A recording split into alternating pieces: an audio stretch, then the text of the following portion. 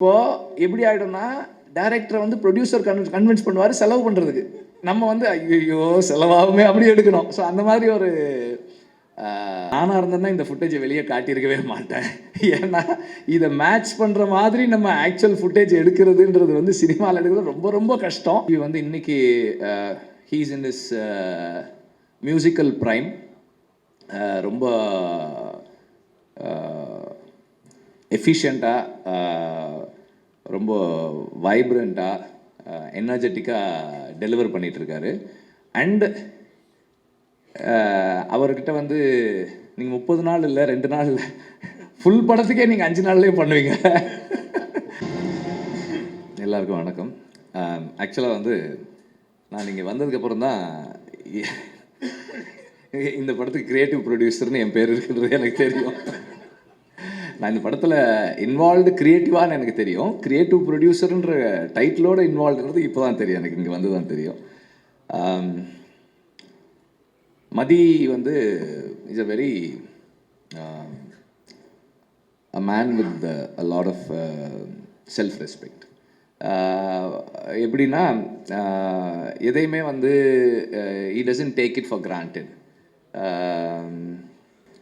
அவங்க வீட்டில் வந்து அவங்க அப்பா அம்மாவுக்கு வந்து அவன் இன்ஜினியரிங் படிக்கணும்னு ஆசை. அதனால் இன்ஜினியரிங்க்கு ஜாயின் பண்ணி 4 வருஷம் காலேஜ் போனான். அதுக்கப்புறம் சினிமாவுக்கு போகணுன்னப்போ நீ டிகிரி வாங்கினா போகலாம். எத்தனை அரியர்ஸ் இருந்தது அப்போது? 10 தானே? ஓகே, மொத்தமாக 10 அரியர்ஸ் இருந்தது. சரி நான் முடித்தா போகலாமா அப்படின்னு கேட்டப்போ போ அப்படின்னு சொல்லியிருக்காங்க. அந்த வித்தின் த 4th இயர் அந்த எல்லா அரியர்ஸும் கிளியர் பண்ணிவிட்டு இப்போ நான் சினிமாவுக்கு போகிறேன். ஓகே சரி போ. He could have come and asked me to work with him. அப்போ என் கூட வேலை செய்கிறேன்னு சொல்லியிருந்துருக்கலாம் அவர். ஆனால் அப்படி சொல்லலை. ஒரு படம் வெளியே போய் வேலை செஞ்சுட்டு அதுக்கப்புறம் ஒரு நாள் வந்து ஆனால் ஒரு ஷார்ட் ஃபில்ம் எடுத்திருக்கேன், அதை பாருங்கள் அப்படின்னு சொல்லிட்டு, அதை நான் நல்லா எடுத்திருந்தேன்னு உங்களுக்கு ஃபீல் பண்ணால் என்ன நீங்கள் சேர்த்துக்குங்க அப்படின்னு சொல்லிட்டு கேட்டார்.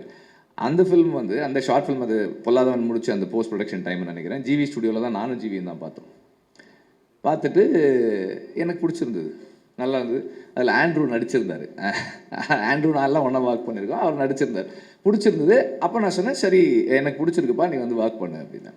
அதுக்கப்புறம் he work with me Aadukalam. ஆடுகளமில் வந்து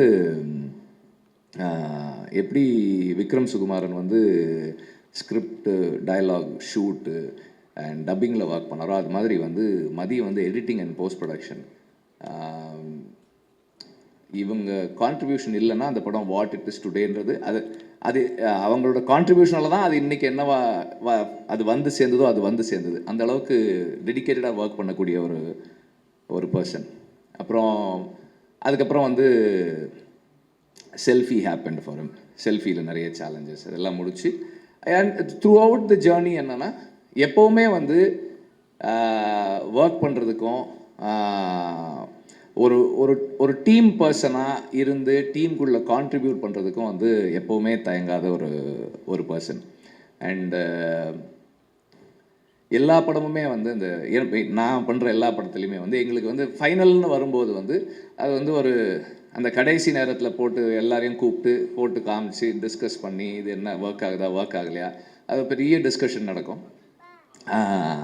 ஸோ அந்த மாதிரி எப்போதுமே கூட ஒர்க் பண்ணி அதே மாதிரி மனசுக்கு படுறத எந்த ஹெசிடேஷனும் இல்லாமல் சரின்னா சரி தப்புன்னா தப்புன்னு சொல்லக்கூடிய ஒரு பர்சன். ஸோ அப்படி விடுதலையில் வந்து he was with me.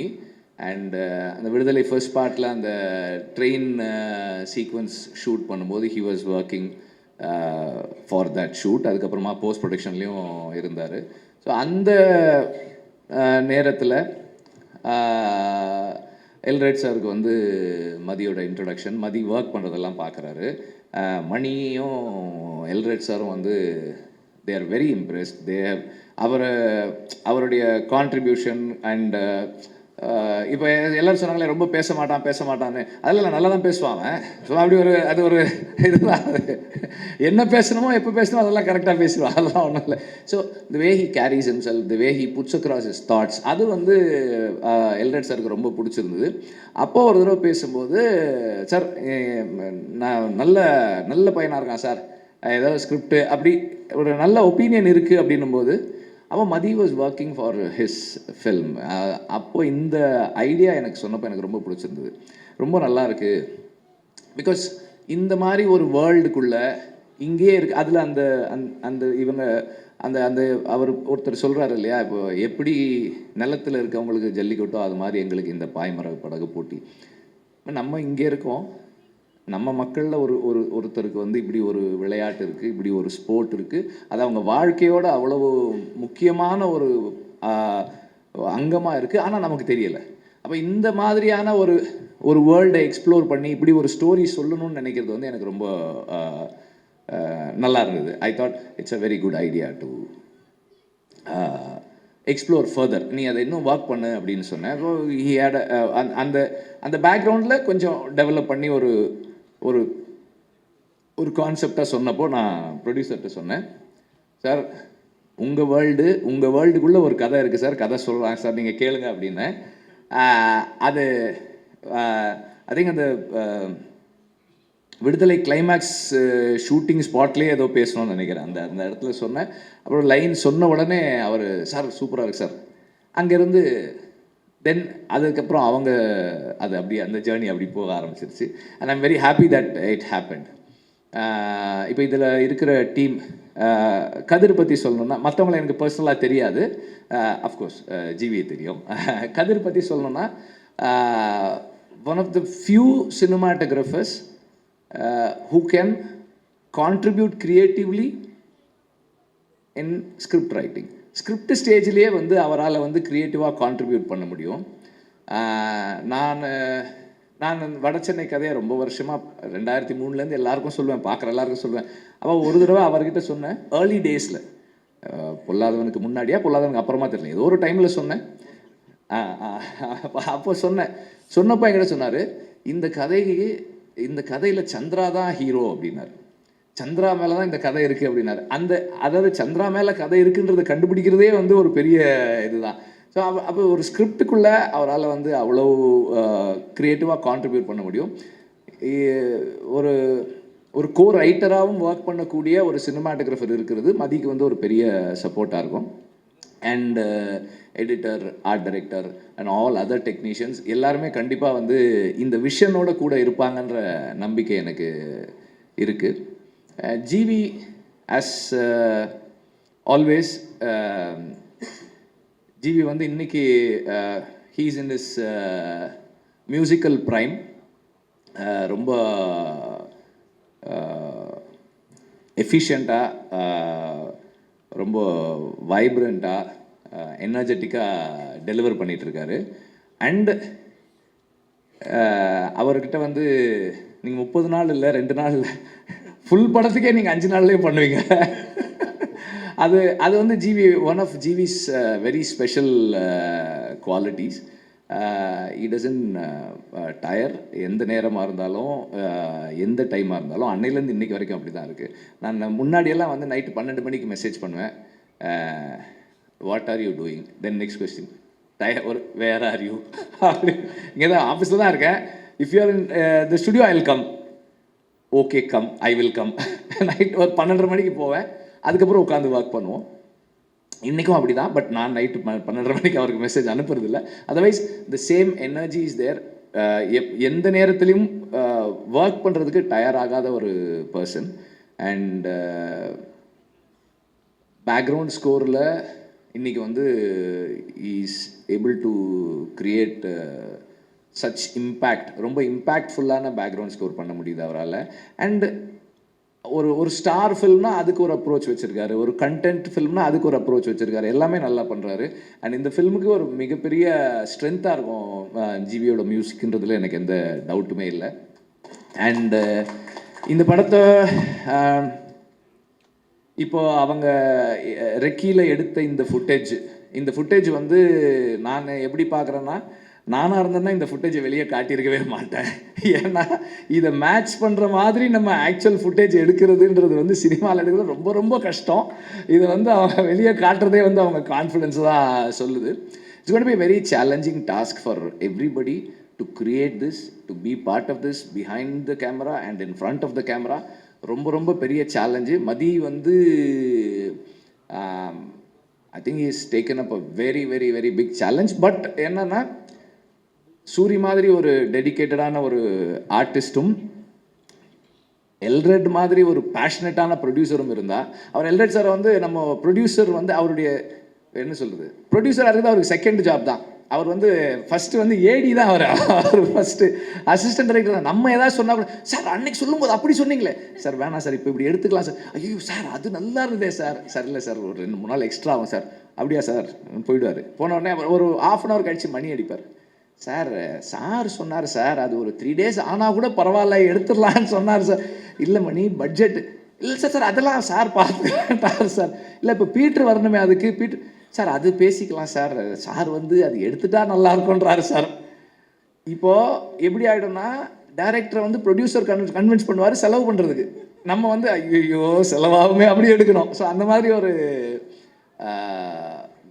Passionate about the story telling process and அதில் வந்து இன்வால்வ் ஆகி அது டைரக்டர் கூடவே ஒர்க் பண்ணுற ஒரு ப்ரொடியூசர். ஸோ இந்த மாதிரி ஒரு டீம் இருந்தால் கண்டிப்பாக மதியால் பண்ண முடியும்னு நினைக்கிறேன். சூரி வந்து இன்னைக்கு வந்து ஒரு எந்த கைண்ட் ஆஃப் ரோல்ஸும் பண்ணுறது, ஒரு ரூரலான ஒரு ரஸ்டிக்கான ஒரு ஃபில்மில் ப்ளேஸ் பண்ணக்கூடிய ஒரு ஃபிசிக்கு ஒரு அப்பியரன்ஸோடு இருக்கிற ஒரு ஆர்டிஸ்டாக இருக்கார். அண்ட் எல்லாத்தையும் தாண்டி எவ்வளோ அடித்தாலும் தாங்கக்கூடிய உடல் வலிமை இருக்குது சூரிக்கிட்ட. Is a strong man in the sense like is fit physically and mentally is very strong. நம்ம எந்த எக்ஸ்டென்ட்டுக்கும் புஷ் பண்ணலாம்.